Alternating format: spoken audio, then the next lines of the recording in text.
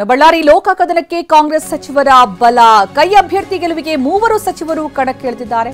ಬಳ್ಳಾರಿಯಲ್ಲಿ ಲೋಕ ಕದನಕ್ಕೆ ಕಾಂಗ್ರೆಸ್ ಸಚಿವರು ಬಲ ತುಂಬುತ್ತಾ ಇದ್ದಾರೆ. ಕೈ ಅಭ್ಯರ್ಥಿ ಗೆಲುವಿಗೆ ಮೂವರು ಸಚಿವರು ಕಣಕ್ಕಿಳಿದಿದ್ದಾರೆ. ಬಳ್ಳಾರಿಯಿಂದಲೇ ಟ್ರೆಂಡ್ ಬದಲಿಸೋದಕ್ಕೆ ಸಿಎಂ ಸೂಚನೆ ಕೊಟ್ಟಿದ್ದಾರೆ. ರಾಮುಲು ವಿರುದ್ಧ ಸ್ಪರ್ಧೆಗೆ ಶಾಸಕ ತುಕಾರಾಂ ಸೂಕ್ತ.